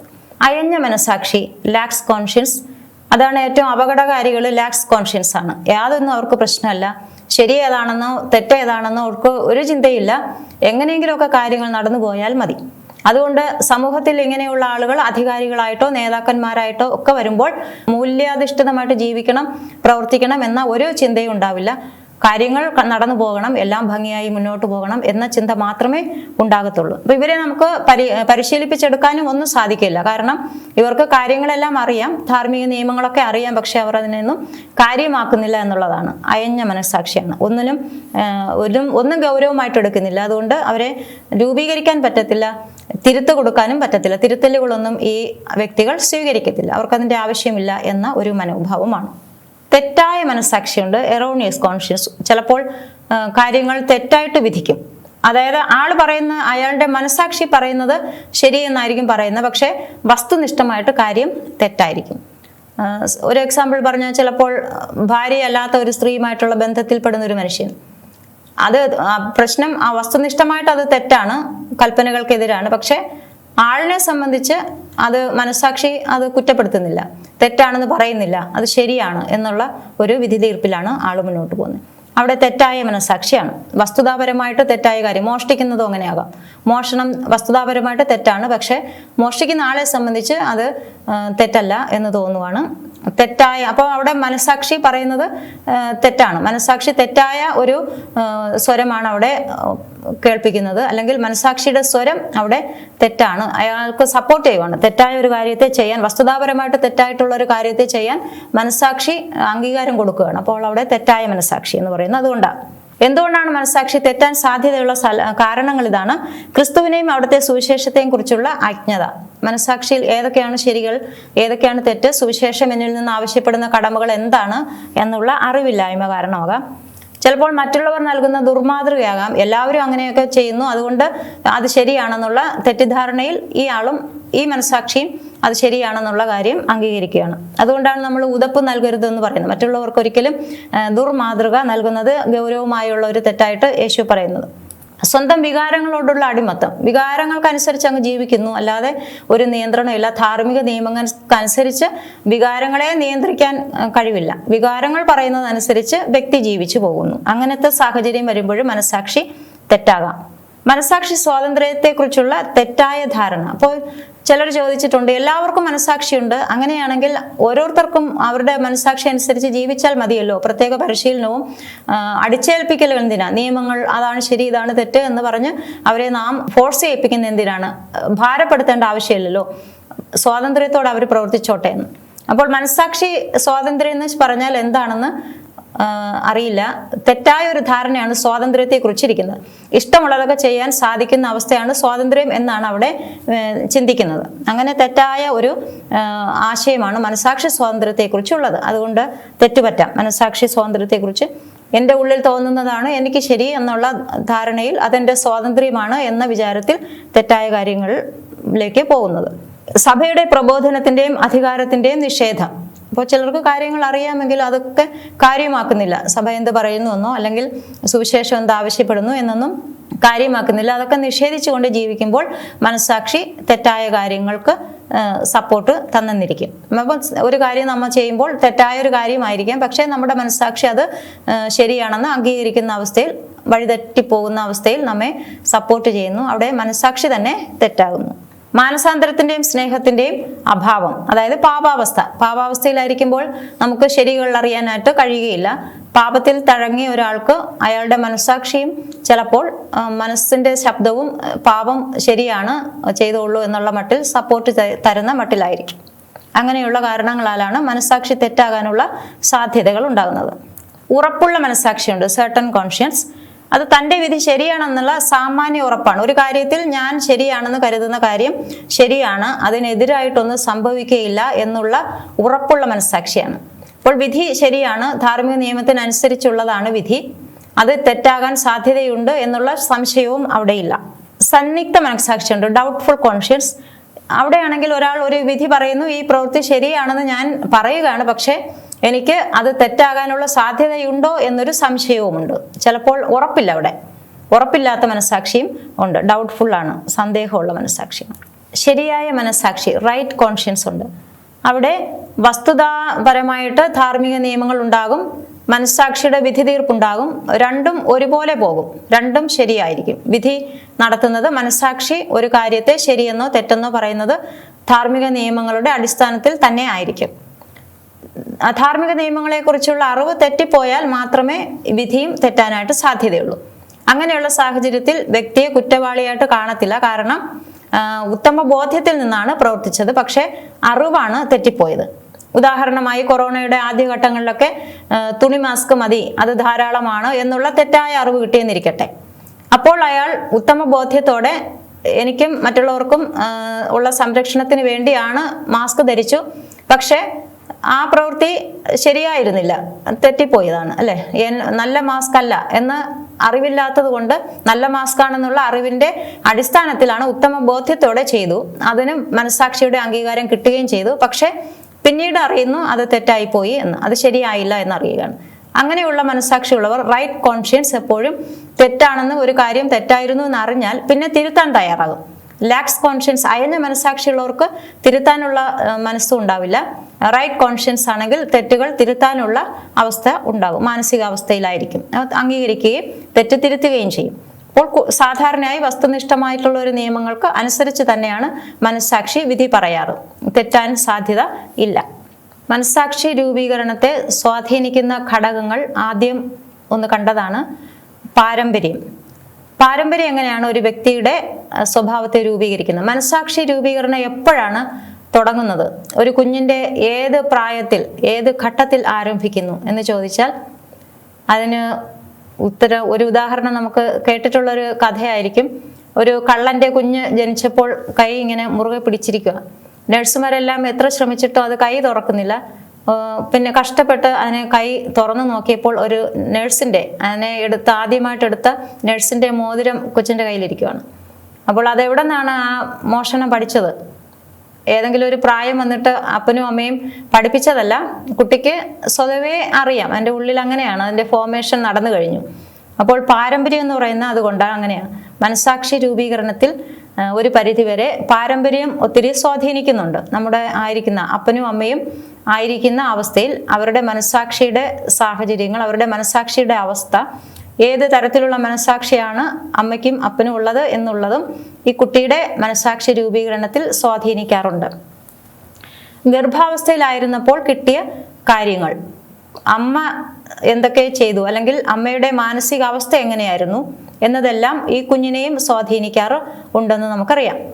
ഏതവസ്ഥയിലായിരുന്നപ്പോൾ, ചിലപ്പോൾ ഡോക്ടേഴ്സ് റെസ്റ്റ് പറഞ്ഞ അമ്മമാരായിരിക്കാം, കുറെ വിശ്രമിക്കണം എന്ന് പറഞ്ഞു, ആ സമയം മുഴുവൻ അമ്മ ബൈബിൾ വായിച്ചു. അതുകൊണ്ട് കുഞ്ഞിനും ബൈബിൾ വായനയോട് ഒരു ആഭിമുഖ്യം ഉണ്ടായിരിക്കും, പ്രാർത്ഥനയോട് ഒരു ആഭിമുഖ്യം ഉള്ള കുട്ടിയായിരിക്കാം. അതെല്ലാം വളരെ വ്യക്തമായ തെളിവുകൾ നമുക്കിപ്പോൾ നമ്മുടെ ചുറ്റുപാട് നോക്കിയാൽ കാണാവുന്നതാണ്. അമ്മ ആകുലപ്പെട്ടും വിഷമിച്ചും ആത്മഹത്യയെക്കുറിച്ച് ചിന്തിച്ചും പേടിച്ചും ഒക്കെ ഉള്ള അവസ്ഥയിലായിരുന്നെങ്കിൽ കുട്ടിയെയും തീർച്ചയായിട്ടും അതൊക്കെ സ്വാധീനിച്ചിട്ടുണ്ടാകും. കുട്ടിയും പേടിച്ച് ഭയപ്പെടുന്ന കുട്ടിയായിരിക്കാം, അല്ലെങ്കിൽ ഒരുപാട് അസ്വസ്ഥതകളുള്ള കുട്ടിയായിരിക്കാം, മരണത്തെക്കുറിച്ച് ചിന്തിക്കുന്ന, അങ്ങനെയൊക്കെയുള്ള രീതിയിൽ രൂപപ്പെട്ടു വരാനുള്ള സാധ്യതയുണ്ട്. അപ്പോൾ ഗർഭാവസ്ഥയിൽ ആയിരിക്കുമ്പോൾ കുട്ടികൾ അതിന് ചുറ്റുപാട് നിന്ന് കേട്ട് മനസ്സിലാക്കിയത്, അറിഞ്ഞ് അനുഭവിച്ചത്, ഇന്ദ്രിയങ്ങളൊന്നും ഉണ്ടായില്ലെങ്കിലും അവർക്ക് എല്ലാം അറിയാൻ സാധിക്കും, അനുഭവിക്കാനായിട്ട് സാധിക്കും. അങ്ങനെ ഉള്ള ഫോർമേഷൻ നടന്നു കഴിഞ്ഞിരിക്കും, രൂപീകരണം ആ അവസ്ഥയിൽ നടക്കുന്നുണ്ട്. അതുകൊണ്ടാണ് സ്ത്രീകൾ ഉദരത്തിൽ കുഞ്ഞുള്ളപ്പോൾ സന്തോഷവതികളായിരിക്കണം, എപ്പോഴും പോസിറ്റീവായിട്ട് ചിന്തിക്കണം, പ്രാർത്ഥിക്കണം, ബൈബിൾ വായിക്കണം, നല്ല കാര്യങ്ങൾ മാത്രം ചിന്തിക്കണം, കാണണം എന്നൊക്കെ പറയുന്നത്. അല്ലാതെ ഗർഭാവസ്ഥയിൽ കുഞ്ഞുള്ളപ്പോൾ തന്നെ ഹൊറർ മൂവീസൊക്കെ കണ്ടു, അല്ലെങ്കിൽ വേറെ അനാവശ്യ കാര്യങ്ങളൊക്കെ കണ്ടു കേട്ടു, അങ്ങനെയുള്ളപ്പോൾ കുഞ്ഞുങ്ങളും അതനുസരിച്ച് രൂപപ്പെട്ട് കഴിഞ്ഞിരിക്കും. പിന്നീട് അവരെ കൗൺസിലിംഗ് നടത്തിയോ ഒന്നും നമുക്ക് പെട്ടെന്ന് രക്ഷപ്പെടുത്തിയെടുക്കാനായിട്ട് സാധിക്കത്തില്ല. ഒത്തിരി പ്രശ്നങ്ങൾ ഉള്ള കുഞ്ഞുങ്ങളായിട്ട് അവർ ഫോം ചെയ്താണ്, ഓൾറെഡി ഫോർമേഷൻ തുടങ്ങിക്കഴിഞ്ഞിട്ടാണ് അവർ വരുന്നത്. കുടുംബം സ്വാധീനിക്കും. നമ്മളായിരിക്കുന്ന സാഹചര്യങ്ങൾ 7 വയസ്സുവരെ കുട്ടികളുടെ ഫോർമേഷൻ്റെ വളരെ പ്രധാനപ്പെട്ട കാലഘട്ടമാണ്. മനസ്സാക്ഷി ഫോർമേഷൻ നടക്കുന്ന വളരെ പ്രധാനപ്പെട്ട ഒരു കാലഘട്ടമാണ് ചെറിയ കുഞ്ഞുങ്ങളായിരിക്കുമ്പോൾ. അവരെല്ലാം കണ്ടുപഠിക്കും. നമ്മൾ മുതിർന്നവർ എന്തൊക്കെയാണ് ചെയ്യുന്നതെന്നുള്ള കാര്യങ്ങളെല്ലാം നോക്കിയും മനസ്സിലാക്കി അവർ അത് സ്വാംശീകരിച്ചെടുക്കും. അതുകൊണ്ട് എന്തെങ്കിലും കാര്യങ്ങൾ അവരെ വെറുതെ പറഞ്ഞു പഠിപ്പിച്ചിട്ട് യാതൊരു കാര്യമില്ല. നാം പ്രവർത്തിക്കുന്നത് എന്താണെന്നാണ് കുഞ്ഞുങ്ങൾ നോക്കുക. ഒരു പുസ്തകത്തിൽ ഒരു അച്ഛൻ എക്സാമ്പിളായിട്ട് പറഞ്ഞിരിക്കുന്നത്, ഒരു കുട്ടി സ്കൂളിൽ നിന്ന് ഒരു കുട കൊണ്ടുവന്നു, മഴയാണ്. അപ്പോൾ കുഞ്ഞു കൊണ്ടുവന്നു, അപ്പൻ ചോദിച്ചു ആരുടെ കുടയാ ഇതെന്ന് ചോദിച്ചു. അന്നേരം പറഞ്ഞു ഇത് സ്കൂളിൽ നിന്ന് കിട്ടിയതാ. അത് നിൻ്റെതല്ലല്ലോ. അല്ല. മോഷ്ടിക്കരുതെന്ന് എന്നോട് പറഞ്ഞിട്ടില്ലേ? പറഞ്ഞിട്ടുണ്ട്. എന്നാൽ പിന്നെ അത് അങ്ങ് കൊണ്ടുവച്ചേക്ക്, നാളെ സ്കൂളിൽ കൊണ്ടുപോയി ഇത് തിരിച്ചു വെക്കണം, എവിടെയാണ് ഇടുന്നത് അവിടെ വെക്കണം. നമ്മളെല്ലാം അങ്ങനെ കുഞ്ഞുനാളിൽ പരിശീലിപ്പിച്ചിട്ടുണ്ടല്ലോ, എടുത്തുകൊണ്ട് വന്നാൽ തിരിച്ചു കൊണ്ടുവെക്കാനായിട്ട് പ്രേരിപ്പിക്കും. അപ്പോൾ ഈ അപ്പനും അങ്ങനെ പറഞ്ഞു. കുട്ടി കൂടെ അവിടെ വെച്ചിട്ട് അകത്ത് കയറിപ്പോയി. കുറച്ച് സമയം കഴിഞ്ഞപ്പോൾ അവരുടെ അച്ഛൻ അവിടെ വഴി വന്നു, വികാരി അച്ഛൻ വന്നിരിക്കുമായിരുന്നു വീട്ടിൽ. വർത്തമാനമൊക്കെ കഴിഞ്ഞിട്ട് അച്ഛനെ കൊണ്ടാക്കാൻ വേണ്ടിയിട്ട് ഇറങ്ങിയപ്പോൾ അപ്പം പറഞ്ഞു, എടാ മോനെ, നീ കൊണ്ടുവന്ന ആ കുടയില്ലേ, അതിങ്ങെടുത്തോണ്ട് വാ. അപ്പൻ അച്ഛനെ കൊണ്ടാക്കിയിട്ട് വരട്ടെ. അപ്പോൾ ഈ കുട്ടിയോട് മോഷ്ടിക്കരുത്, മറ്റുള്ളവരുടെ നിൻ്റേതല്ലാത്തത് എടുത്തുകൊണ്ട് വരരുത് എന്ന് പറഞ്ഞ് അപ്പൻ തന്നെയാണ് പിന്നെ കുട്ടിയോട് ആ കുട എടുത്ത് ഉപയോഗിക്കാൻ വേണ്ടിയിട്ട് ആവശ്യപ്പെടുന്നത്. അപ്പോൾ കുട്ടിയുടെ മനസ്സാക്ഷി എങ്ങനെ രൂപപ്പെടും? മനസ്സാക്ഷിയിൽ മോഷണം വേണ്ട, മോഷണം നല്ലതല്ല എന്നല്ല കുട്ടി പഠിക്കുക. മോഷ്ടിക്കാം, നമുക്ക് ഉപയോഗം ഉണ്ടെങ്കിൽ അത് എടുത്തുകൊണ്ട് ഉപയോഗിക്കാം എന്നൊക്കെയുള്ള പാഠങ്ങളായിരിക്കും ആ കുട്ടിയുടെ മനസ്സിൽ പതിയുന്നത്. അപ്പോൾ പറയുന്ന വാക്കുകളല്ല കുട്ടികൾ സ്വീകരിക്കുന്നത് നമ്മുടെ പ്രവൃത്തിയാണ്. അതുകൊണ്ട് മാതൃക ഏറ്റവും വളരെ പ്രധാനപ്പെട്ടതാണ്. മനസ്സാക്ഷിയുടെ രൂപീകരണത്തിൽ കൂടെയുള്ളവരുടെ കുടുംബാംഗങ്ങളുടെ മാതൃകാപരമായ ജീവിതം വളരെ ആവശ്യമാണ്. കുട്ടികളെ നന്നായിട്ട് രൂപീകരിക്കപ്പെട്ടു വരാൻ, കുട്ടികളുടെ മനസ്സാക്ഷി നന്നായി രൂപീകരിക്കപ്പെട്ടു വരാൻ വേണ്ടി. അതുപോലെ കുട്ടികൾക്ക് ഒരു തെറ്റ് കാണുമ്പോൾ ആദ്യം തന്നെ ഒരു തിരുത്തൽ കൊടുക്കുന്നതും കുട്ടികൾക്ക് പിന്നീട് അത് ചെയ്യാതിരിക്കാനുള്ള ഒരു പ്രേരണയാകും. ആദ്യമായിട്ട് ചില ആളുകളുണ്ട്, നുണ പറയുന്ന കുട്ടിയുണ്ട്. ആ നുണ പറഞ്ഞാൽ ആ നുണ വിശ്വസിച്ചില്ല എന്ന് അതിനെ ബോധ്യപ്പെടുത്തണം. ഇത് നുണയാണ്, ഇത് ഞങ്ങൾ ആരും വിശ്വസിച്ചിട്ടില്ല എന്നുള്ള ബോധ്യം വന്നാൽ പിന്നെ നുണ പറഞ്ഞിട്ട് കാര്യമില്ല എന്ന് കരുതി അത് പിന്തിരിയും. അല്ലെങ്കിൽ ചില ടിപ്സ് ഉണ്ട്, മറ്റുള്ളവരെ കുറിച്ച് കുറ്റം എന്ന് പറയാണ്. സ്കൂളിൽ പോയി അവൻ എന്നെ തല്ലി അല്ലെങ്കിൽ ഇടിച്ചു അടിച്ചു എന്നൊക്കെ പറഞ്ഞു എന്ന് കുറ്റം പറയുമ്പോൾ മാതാപിതാക്കളും കൂടി ഈ കുഞ്ഞിനോട് ചേർന്നിട്ട് അവരെ അടിക്കാനും ശിക്ഷ വാങ്ങി കൊടുക്കാനും പോകുമ്പോൾ കുട്ടിയുടെ മനസ്സിലും ഒരു പ്രതികാരം ഓക്കെയാണ്, അത് ശരിയാണ് എന്നുള്ള ഒരു ചിത്രമാണ് തെളിയുന്നത്. അതേസമയം വഴക്കുണ്ടാക്കിയ ആൾക്ക് വേണ്ടി അല്ലെങ്കിൽ അപമാനം ഉണ്ടാക്കിയ ആൾക്ക് വേണ്ടിയിട്ട് പ്രാർത്ഥിക്കാനോ അല്ലെങ്കിൽ അവൾക്കൊരു സ്വീറ്റ് കൊണ്ടു കൊടുക്കാനോ ഒക്കെ കുട്ടിയെ പഠിപ്പിച്ചാൽ ചിലപ്പോൾ ആ കുട്ടിയുടെ മനസ്സിൽ പ്രതികാരം മാറി പോവുകയും മറ്റുള്ളവരെ സ്നേഹിക്കാനുള്ള ഒരു പാഠമാവുകയും ചെയ്തേക്കാം. അങ്ങനെയുള്ള കുഞ്ഞു കുഞ്ഞു ടിപ്സുകൾ ഉപയോഗിച്ച് നമുക്ക് കുഞ്ഞുങ്ങളെ ഫോം ചെയ്യാനായിട്ട് സാധിക്കും. അങ്ങനെ ശ്രദ്ധിക്കണം. അല്ലെങ്കിൽ അവർക്ക് മനസ്സാക്ഷി തെറ്റായ രീതിയിൽ മനസ്സാക്ഷി രൂപീകരിക്കപ്പെടും. അപ്പോൾ സുവിശേഷ മൂല്യങ്ങളൊക്കെ പഠിപ്പിക്കാൻ ഏറ്റവും ഉചിതമായ പ്രായം എന്ന് പറയുന്ന ഒരു കുഞ്ഞുങ്ങളെ സുവിശേഷ മൂല്യങ്ങൾ ഒരു കുഞ്ഞിനെ പഠിപ്പിക്കണമെങ്കിൽ അമ്മ അത് കുട്ടി ഉദരത്തിലായിരിക്കുമ്പോൾ തന്നെ അമ്മ സുവിശേഷം വായിക്കുന്ന ആളായിരിക്കണം. അത് കഴിഞ്ഞിട്ട് കുഞ്ഞുനാളുകളിലൊക്കെ അതിനെ ആ മൂല്യങ്ങൾക്കനുസരിച്ച് വളരാനായിട്ട് കുഞ്ഞു മനസ്സിന് മനസ്സിലാകുന്ന രീതിയിൽ അതിനെ പരിശീലിപ്പിക്കുന്നത് നല്ലതാണ്. അല്ലെങ്കിൽ ഒരാളെ അടിക്കാനും, ചില കുഞ്ഞുങ്ങളെ അടിക്കാനും, ഒരാളെ തല്ലുന്നു, ഒരു മൂത്ത കുട്ടിയെ തല്ലുമ്പോൾ തല്ലാൻ പ്രേരിപ്പിക്കുകയാണ് മറ്റുള്ളവരെല്ലാം കൂടെ. അത് കണ്ട് അവർക്ക് സന്തോഷം. അപ്പോൾ കുട്ടിയുടെ മനസ്സിലും മറ്റുള്ളവരെ തല്ലുന്നതും വഴക്കുണ്ടാക്കുന്നതും തുപ്പുന്നതും എല്ലാം ശരിയാണ്, അങ്ങനെ എന്ത് പ്രവൃത്തി ചെയ്താലും അതൊക്കെ ശരിയാണെന്നുള്ള ഒരു ധാരണയിൽ കുഞ്ഞ് വളർന്നു വരും. അപ്പോൾ മനസ്സാക്ഷ്യം അങ്ങനെ രൂപീകരിക്കപ്പെടും. അതുകൊണ്ട് തെറ്റായ ഒരു കാര്യം ഒരു കുഞ്ഞിനെ നമുക്ക് പഠിപ്പിക്കാൻ, എന്ത് മൂല്യം പഠിപ്പിക്കാൻ നാം ആഗ്രഹിക്കുന്നോ ആ കാര്യം ആ കുഞ്ഞ് ആദ്യം മനസ്സിലാക്കുന്ന രീതിയിൽ, ആ തെറ്റായ ഒരു കാര്യം ചെയ്യുമ്പോൾ ആദ്യം തന്നെ തിരുത്തൽ കൊടുത്ത് ശരിയായ വഴി അതിന് പറഞ്ഞു കൊടുക്കണം. അതിന് മനസ്സിലാകുന്ന രീതിയിൽ അതിനെ പറഞ്ഞ് മനസ്സിലാക്കാനുള്ള കടമ എല്ലാ കുടുംബാംഗങ്ങൾക്കും ഉണ്ട്. ഒരു കുഞ്ഞിന്റെ മനസ്സാക്ഷി രൂപീകരണത്തിൽ എല്ലാവരും, അതിനോട് സുഹൃത്തുക്കളും ആ കുടുംബത്തിലുള്ള എല്ലാവരും തന്നെ പങ്കുചേരുന്നു. മാതാപിതാക്കൾക്ക് ഏറ്റവും വലിയ കടമയുണ്ട്. കൂട്ടുകാരൊക്കെ സ്വാധീനിക്കുന്നു. വിദ്യാഭ്യാസം, ആ സാഹചര്യങ്ങളൊക്കെ കുഞ്ഞുങ്ങളുടെ ഫോർമേഷൻ, ഈ അടിസ്ഥാനപരമായിട്ടുള്ള മനസ്സാക്ഷിയിൽ വിദ്യാഭ്യാസവും കൂട്ടുകാരും ഒക്കെ കൊണ്ടുവരുന്ന അറിവുകൾ ചേർത്ത് അത് വളരുകയാണ്. അത് പാപകരമായ മനസ്സാക്ഷിയായാലും ശരിയായിട്ടുള്ള മനസ്സാക്ഷിയായാലും ഈ സ്വാധീനം എങ്ങനെയായിരിക്കുമോ അതനുസരിച്ച് മനസ്സാക്ഷി രൂപീകരിക്കപ്പെടും. മതം സ്വാധീനിക്കുന്നുണ്ട്. നാം വിശ്വസിക്കുന്ന കാര്യങ്ങളും നാം കേൾക്കുന്ന കാര്യങ്ങൾ, മനസ്സിലാക്കുന്ന കാര്യങ്ങൾ, വചനം സ്വാധീനിക്കുന്നുണ്ട്. അതുകൊണ്ടാണ് പ്രാർത്ഥനയും ബൈബിൾ വായിക്കുക, ധ്യാനിക്കുക, പ്രാർത്ഥന, നല്ല പ്രസംഗങ്ങൾ കേൾക്കുന്നത്, ഇതെല്ലാം തന്നെ മനസ്സാക്ഷി രൂപീകരണത്തിൽ പങ്കുവഹിച്ചുകൊണ്ടേയിരിക്കുന്നു. മനസ്സാക്ഷി രൂപീകരണം മരണം വരെ നടക്കുന്ന ഒരു കാര്യമാണ്. അത് പെട്ടെന്ന് ഒരു ഘട്ടം കൊണ്ട് അവസാനിക്കുന്ന കാര്യം അല്ലല്ലോ.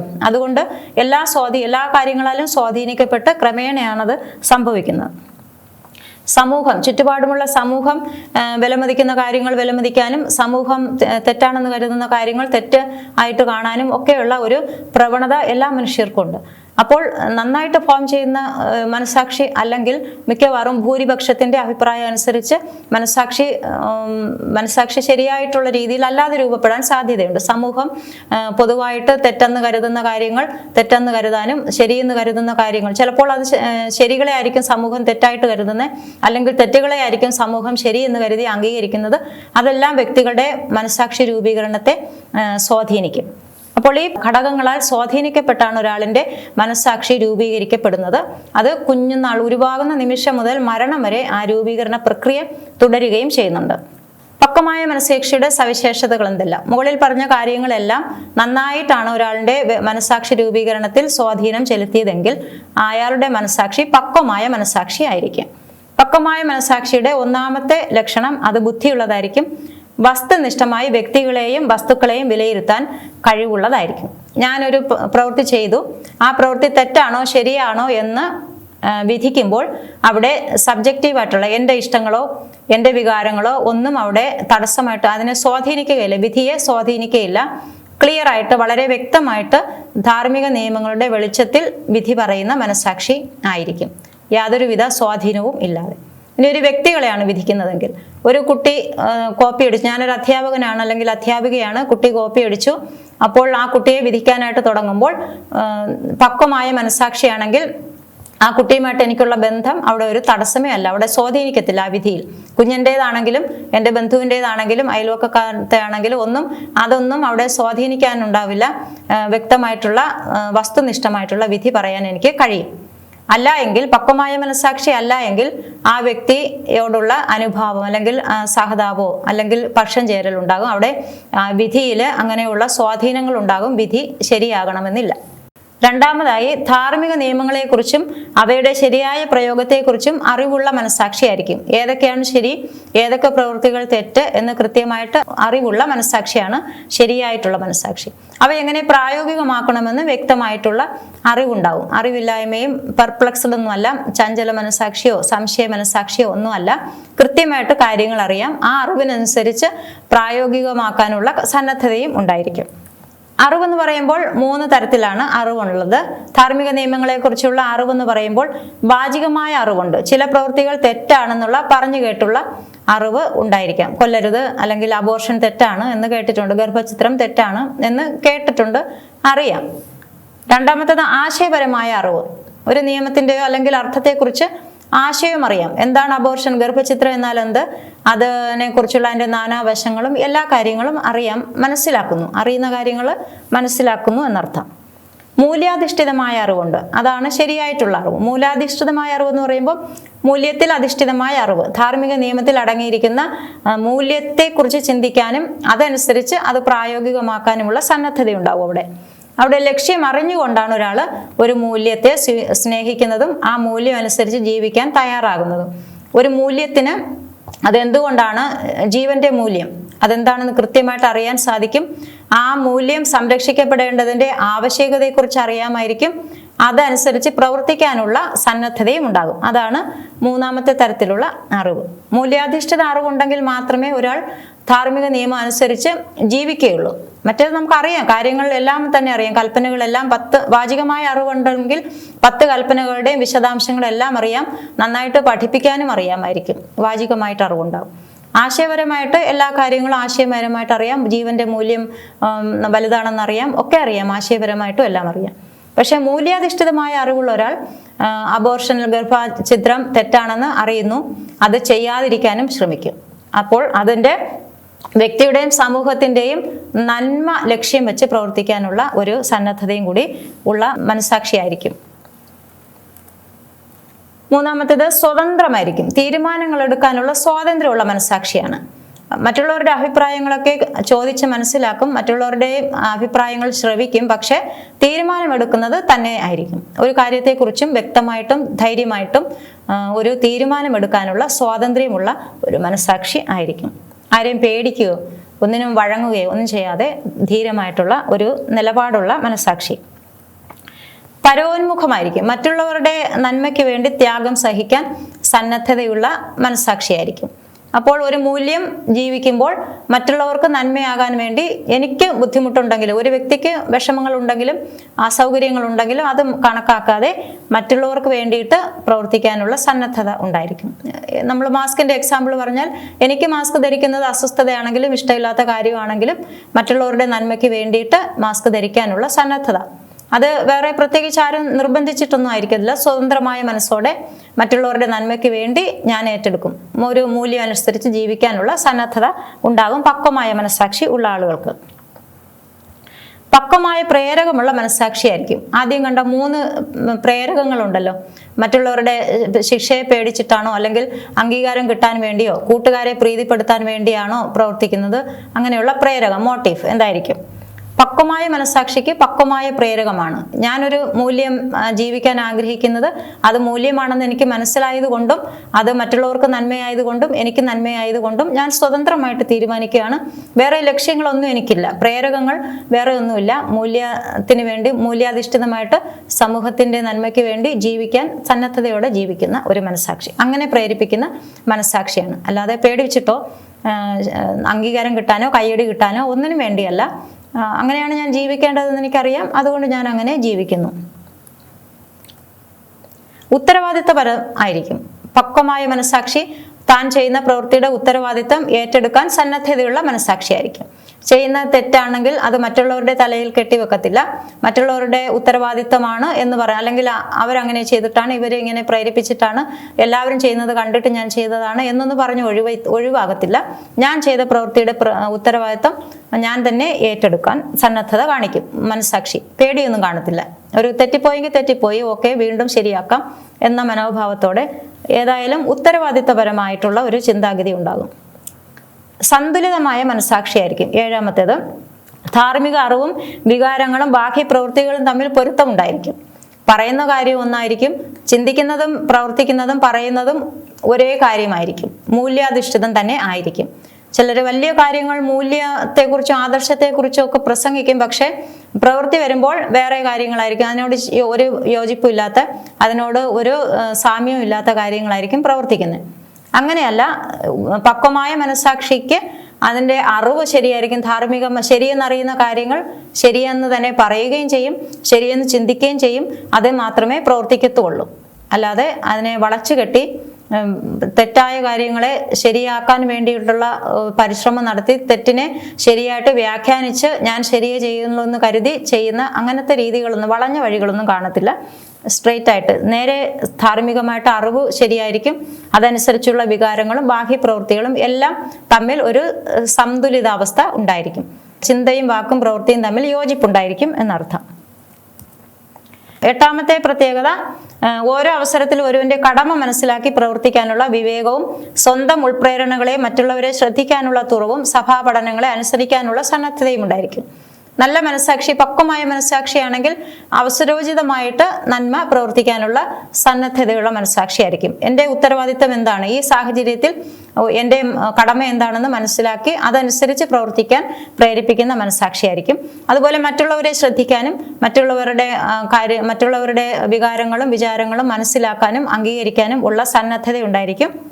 സഭ പഠിപ്പിക്കുന്നതിനോട് ഒരു തുറവുണ്ടായിരിക്കും. എന്താണ് ശരിയെന്ന് അറിയാനുള്ള ആഗ്രഹവും നല്ല മനസ്സും ഉണ്ടായിരിക്കും. പക്വമായ മനസ്സാക്ഷിയുടെ സവിശേഷതകൾ ഇത്രയുമാണ്. എന്താണ് ഉത്തമ മനസ്സാക്ഷി? ദൈവിക നിയമങ്ങൾക്കും സഭാ നിയമങ്ങൾക്കും തിരുവചനങ്ങൾക്കും സഭയുടെ പ്രബോധനങ്ങൾക്കും അനുസൃതമായി രൂപപ്പെട്ട പക്വതയാർന്ന ധാർമ്മിക മനസ്സാക്ഷിയാണ് ഉത്തമ മനസ്സാക്ഷി. എല്ലാ നിയമങ്ങളെയും വേണ്ട പോലെ വിവേചിച്ചറിഞ്ഞ് നന്മയും തിന്മയും, അതിൽ ഉൾപ്പെട്ടിരിക്കുന്ന നന്മയും തിന്മയും മനസ്സിലാക്കി അതിലുള്ള നന്മ എനിക്കും മറ്റുള്ളവർക്കും പൊതുസമൂഹത്തിനും നന്മ എന്താണ് അതിൽ ഉള്ളതെന്ന് ശരിക്കും ബോധ്യപ്പെട്ട ശേഷം ശരിയായി പ്രവർത്തിക്കുന്ന മനസ്സാക്ഷിയാണ് ഉത്തമ മനസ്സാക്ഷി. ദൈവിക നിയമങ്ങൾക്കും സ്വാഭാവിക നിയമങ്ങൾക്കും തിരുവചനങ്ങൾക്കും സഭാപ്രബോധനങ്ങൾക്കും അനുസൃതമായ പ്രവൃത്തികളെ പ്രോത്സാഹിപ്പിക്കുകയും അവയ്ക്ക് ചേരാത്ത പ്രവൃത്തികളിൽ നിന്ന് മാറി നിൽക്കാൻ പ്രേരിപ്പിക്കുകയും ചെയ്യുന്ന ഒരു മനസ്സാക്ഷിയായിരിക്കും. നിയമങ്ങളുടെ നല്ല വശം എനിക്കും സമൂഹത്തിനും അത് ഉളവാക്കുന്ന നന്മ മനസ്സിലാക്കിയിട്ട് അതിനെതിരായിട്ടുള്ള പ്രവൃത്തികളിൽ നിന്ന് മാറി നിൽക്കാൻ എന്നെ പ്രേരിപ്പിക്കുന്നതും അതിന് ചേരുന്ന കാര്യങ്ങൾ ചെയ്യാൻ പ്രോത്സാഹിപ്പിക്കുന്നതുമായ മനസ്സാക്ഷിയാണ് ഉത്തമ മനസ്സാക്ഷി. ഉത്തമ മനസ്സാക്ഷി രൂപീകരിക്കാൻ വേണ്ട കാര്യങ്ങൾ. ബോധപൂർവം നാം മനസ്സാക്ഷി രൂപീകരണത്തിൽ ശ്രദ്ധിക്കേണ്ടതുണ്ട്. എന്തൊക്കെ കാര്യങ്ങളാണ് ശ്രദ്ധിക്കേണ്ടത്? മാനുഷികവും ക്രിസ്തീയവുമായ മൂല്യങ്ങളെക്കുറിച്ച് വ്യക്തമായ അറിവും ബോധ്യവും പരിശീലനവും നേടണം. അറിയാത്ത കാര്യങ്ങളോട് നമുക്ക് അനുഭാവം ഉണ്ടാകത്തില്ല, അത് ജീവിക്കാനും പ്രേരണ ലഭിക്കത്തില്ല. അതുകൊണ്ട് നന്നായിട്ട് അറിവുണ്ടാകണം. ക്രിസ്തീയ മൂല്യങ്ങളെക്കുറിച്ചും മാനുഷിക മൂല്യങ്ങളെക്കുറിച്ചും ഒക്കെ വ്യക്തമായ അറിവ് വേണം.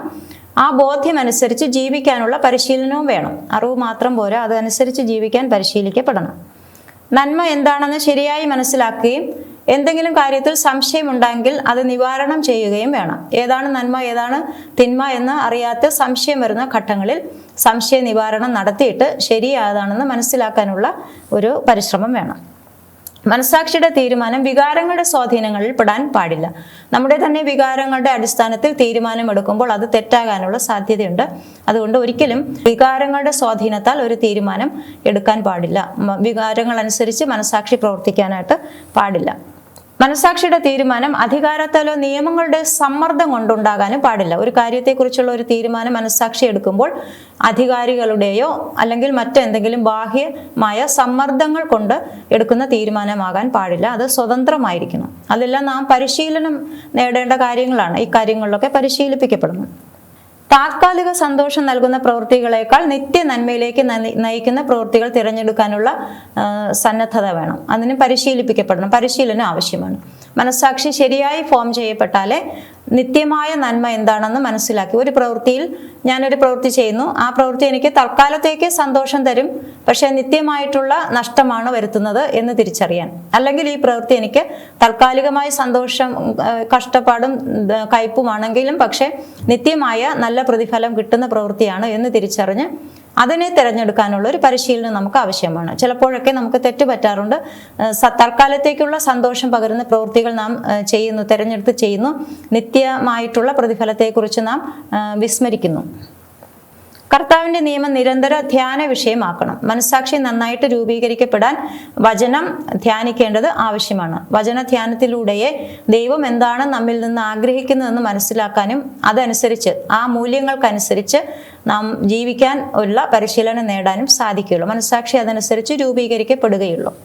മനസ്സാക്ഷിയുടെ ശരിയായ പ്രവർത്തനത്തിനായി പ്രാർത്ഥനയിലൂടെ പരിശുദ്ധാത്മാവിന്റെ സഹായം നിരന്തരം തേടേണ്ടതുണ്ട്. മനസ്സാക്ഷിയെ നേരായ വഴിക്ക് നയിക്കുന്നത് പരിശുദ്ധാത്മാവാണ്.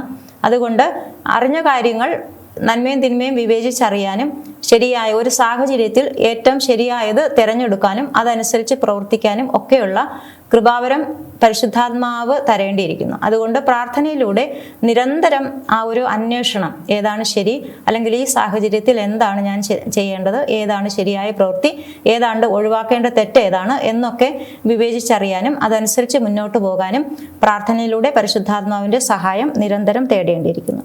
ഇനി മനസ്സാക്ഷി നന്നായിട്ട് ഫോം ചെയ്യപ്പെട്ടതാണെങ്കിലും എല്ലാവരുടെയും മനസ്സിൽ 3 തരത്തിലുള്ള സ്വരങ്ങൾ സാധാരണ ഉണ്ടാകാറുണ്ട്. ദൈവസ്വരമുണ്ട്, നമ്മുടെ സ്വേച്ഛയുടെ സ്വരമുണ്ട്, അല്ലെങ്കിൽ ശത്രുവിന്റെ സ്വരം ഉണ്ടായിരിക്കും. 3 തരത്തിലുള്ള ശബ്ദങ്ങൾ. ചിലപ്പോൾ നാം തന്നെയായിരിക്കും നമുക്ക് വേണ്ടി സംസാരിക്കുന്നത്. സ്വാർത്ഥപരമായിട്ടുള്ള ചിന്തകളാൽ വികലമാക്കപ്പെട്ട സ്വരമായിരിക്കും നമ്മുടെ ഉള്ളിലുള്ളത്. അങ്ങനെയുള്ള അവസരത്തിൽ നമ്മുടെ സ്വന്തം ഇച്ഛയുടെ സ്വരം ഉയർന്നു നിൽക്കുമ്പോൾ, ശക്തി പ്രാപിക്കുമ്പോൾ ദൈവസ്വരവും മറ്റ് ശത്രുവിന്റെ സ്വരവും ബലഹീനമായിരിക്കും. ചില സാഹചര്യങ്ങളിൽ നമ്മുടെ ശത്രുവിന്റെ സ്വരമായിരിക്കും ശക്തമായിട്ട് നിൽക്കുന്നത്. അന്നേരം ദൈവസ്വരവും എൻ്റെ ശബ്ദവും എനിക്ക് കേൾക്കാനും പറ്റത്തില്ല. എൻ്റെ മനസ്സിന്റെ ശബ്ദം എനിക്ക് കേൾക്കത്തില്ല, ദൈവത്തിന്റെ ശബ്ദവും കേൾക്കാനായിട്ട് സാധിക്കില്ല. വേറൊരു സാഹചര്യത്തിൽ ചിലപ്പോൾ ദൈവസ്വരമായിരിക്കും ശക്തമായിട്ട് നിൽക്കുന്നത്. അങ്ങനെയാണെങ്കിൽ സ്വേച്ഛയുടെ സ്വരവും ശത്രുവിന്റെ സ്വരവും കുറഞ്ഞിരിക്കും. അപ്പോൾ എല്ലാ മനസ്സാക്ഷിയിലും ദൈവത്തിന്റെ ശബ്ദം ഉണ്ടായിരിക്കും. എൻ്റെ സ്വാർത്ഥതയുടെ സ്വരവും ശത്രുവിന്റെ സ്വരവും ഒക്കെ ഉണ്ടായിരിക്കും. അപ്പോൾ ഒരു കാര്യം വരുമ്പോൾ, ഒരു സാഹചര്യം വരുമ്പോൾ, ഒരു തീരുമാനം എടുക്കാൻ തുടങ്ങുമ്പോൾ അതിൽ ആരുടെ ശബ്ദമാണിതെന്ന് വിവേചിച്ചറിയാനുള്ള ആവശ്യകതയുണ്ട്. ദൈവത്തിന്റെ സ്വരമാണോ, അതോ എൻ്റെ ഇച്ഛയുടെ സ്വരമാണോ, അതോ എന്നെ വഴിതെറ്റിക്കുന്ന എൻ്റെ ഉള്ളിൽ തന്നെ എനിക്കൊരു ശത്രു ഉണ്ടല്ലോ. നമ്മുടെ എല്ലാം ഉള്ളിൽ തന്നെ ഒരു വിപരീത ശക്തിയുണ്ട്. അപ്പോൾ ഇതിലേത് ശബ്ദമാണ് ഞാൻ ഈ കേൾക്കുന്നത്? ഞാൻ ചെയ്യാൻ പോകുന്ന ഒരു കാര്യം ശരിയാണെന്ന് പറയുന്നത് ദൈവസ്വരമാണോ, എൻ്റെ സ്വരമാണോ, അതോ ശത്രുവിൻ്റെ സ്വരമാണോ എന്ന് തിരിച്ചറിയാനായിട്ട് സാധിക്കണം. അങ്ങനെ ദൈവസ്വരം മുന്നിട്ട് നിൽക്കുമ്പോഴാണ് നമുക്ക് ധാർമ്മിക ജീവിതം സ്വതന്ത്രമായ ജീവിതമായിരിക്കും, അനായാസവുമായിരിക്കും. നമുക്കൊരു പേടിയില്ലാതെ നമുക്ക് എളുപ്പത്തിൽ ജീവിക്കാൻ പറ്റും. ധാർമ്മിക നിയമങ്ങൾ നമുക്കൊരു ഭാരമാകത്തില്ല ദൈവസ്വരത്തിന് കാതോർത്ത് നാം ജീവിക്കുമ്പോൾ. ആ ഒരു വിവേചന ശക്തി നമുക്ക് ഉള്ളപ്പോൾ, പരിശുദ്ധാത്മാവിന്റെ ശക്തി ഉള്ളപ്പോൾ ധാർമ്മിക ജീവിതം സ്വതന്ത്രവും എളുപ്പവുമായിരിക്കും. അതൊരു കൃപയാണ്. ദൈവസ്വരം എപ്പോഴും ശ്രവിച്ച് അതനുസരിച്ച് മുന്നേറാൻ സാധിക്കുന്നത് ഒരു കൃപയുമാണ്.